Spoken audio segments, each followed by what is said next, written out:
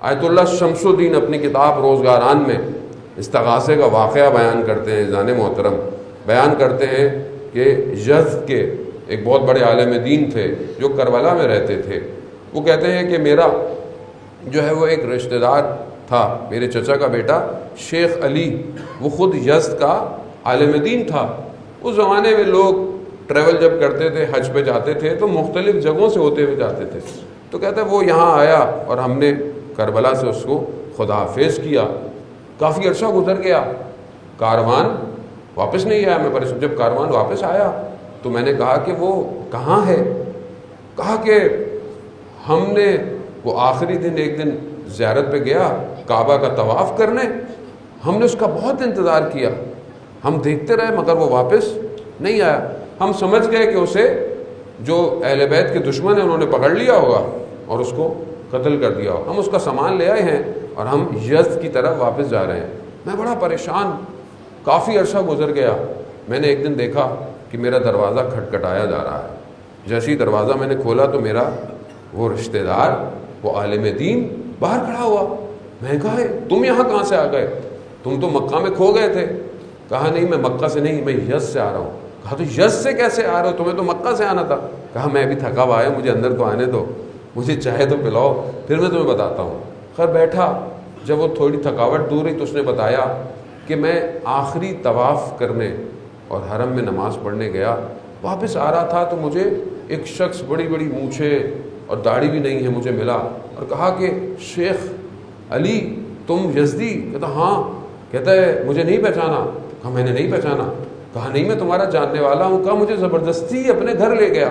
میں نے کہا مجھے واپس جانا. کہہ رہا نہیں مجھے کھانا کھلایا، نماز پڑھی. کہتا مجھے جانے دو، میرے جو ساتھ کاروان ہے وہ میرا انتظار کر رہے ہیں. کہہ رہا نہیں رکو، آج رات یہیں رکو. خلاصہ مجھے زبردستی اس نے روکا. پھر میں نے دیکھا کچھ لوگ آئے جو شیعوں کے خلاف باتیں کر رہے ہیں کہ شیعہ ایسے کرتے ہیں، شیعہ ایسے کرتے ہیں. تو میں سمجھ گیا کہ یہ لوگ دوسرے ہیں. تو کہا کہ یہ بھی ان میں سے ایک شیعہ ہے اور آج ہم اس کو بھی قتل کریں گے. تو اس نے کہا کہ تو اس شخص نے مجھے کہا تم نے مجھے پہچانا نہیں، میں یزد میں تمہارے مدرسے کے برابر میں رہتا تھا، میں دوسرے صوبے کا تھا، لیکن میں نے تقیہ کیا ہوا تھا کہ میں شیعہ نہیں ہوں. تو آج ہم تمہیں بھی قتل کریں گے. اب وہ پلاننگ کرنے لگے مجھے قتل کیسے کریں. تو میں نے انہیں کہا کہ مجھے جانے دو. کہا نہیں آج جانے نہیں دیں گے. تو میں نے اچھا مجھے 2 رکعت نماز پڑھنے دو. کہا کہ پڑھ لو. کہا میں یہاں نہیں پڑھ سکتا، مجھے صحن میں پڑھنے دو تاکہ میں خلوص اور اخلاص کے ساتھ پڑھوں. کہا میں نے 2 رکعت نماز استغاثہ حضرت زہرا پڑھی اور سجدے کے اندر 410 دفعہ یا مولاتی یا فاطمہ تو غیثینی، اے میری مولا، اے میری صحیح بی بی میری مدد کرے. بی بی یہ میں نہیں چاہتا کہ یہ آپ کے دشمن مجھے اس طرح یہاں پر ختم کر دیں. کہا بس میں نے نماز پڑھی تو مجھے اچانک سے خیال آیا کہ میں چھت پہ چلا جاؤں اور چھت سے کود جاؤں.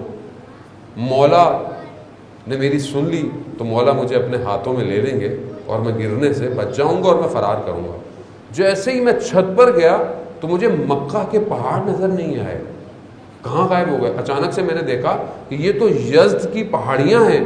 جب میں نے دیکھا تو میں تو اپنے گھر میں کھڑا ہوا ہوں. میں نے کہا میں خواب دیکھ رہا ہوں کہ بیدار ہوں، لیکن میں ویسے ہی اپنے گھر میں دیکھا رات کا وقت ہے، بچے سو رہے ہیں. میں نے اوپر سے چھت کا دروازہ کھٹکھٹایا، بچے گھبرا گئے. کہا کون؟ کہا میں تمہارا والد ہوں. کہا آپ تو مکہ گئے تھے. کہہ رہے دروازہ کھولو میں تمہیں داستان بتاتا ہوں. عزیزان محترم، ایک نماز استغاثہ مکہ سے واپس یزد لے آئی. ایمان چاہیے، ایمان، سست دین نہیں چاہیے، کھوکھلا دین نہیں چاہیے. کربلا 72 لوگوں کی جگہ 72,000 کی جگہ نہیں تھی. آج ہم گھبراتے ہیں کہ لوگ دین کے خلاف باتیں کرتے ہیں. گھبرانے کی ضرورت ہی نہیں ہے. امام 313 کا انتظار کر رہے ہیں. 313 کنفرمڈ ہیں، ہو بھی چکے ہیں، نام بھی ان کے کنفرمڈ ہیں. پھر آپ بولیں گے ظہور کیوں نہیں ہو رہا؟ ظہور اس لیے نہیں ہو رہا ہم لوگ صحیح نہیں ہو رہے. آپ کو نہیں کہہ رہا کہ آپ مجھے ناراض ہو جائیں، میں اپنے آپ کو کہہ رہا ہوں میں صحیح نہیں ہوں.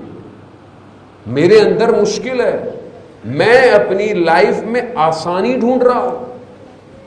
میں نہیں چاہتا کہ میری زندگی میں ڈسٹرب ہو. مولانا صاحب میں کیسے کروں گا؟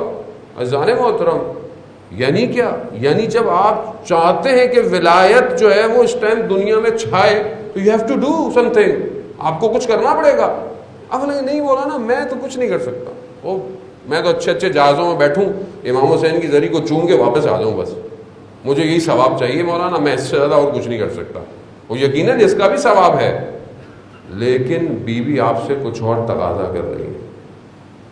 اللہ نے ہمیں صلاحیت دی ہے عزیزان محترم، ہم چاہیں تو پوری دنیا کو پلٹ سکتے ہیں، لیکن کیونکہ ہم خود خواب غفلت میں، ہم خود اپنے نفس کا شکار ہیں. سامنے بہت اچھے ہیں ایک دوسرے کے، لیکن اپنی تنہائی میں خوف خدا نہیں ہے. آج جوان تنہائی میں خدا کی بارگاہ میں گناہ کرتا ہے، یعنی وہ اصل اندر سے برا نہیں ہے، لیکن کیونکہ دشمن نے سسٹم ایسا دے دیا ہے کہ وہ گناہ کرتا ہے.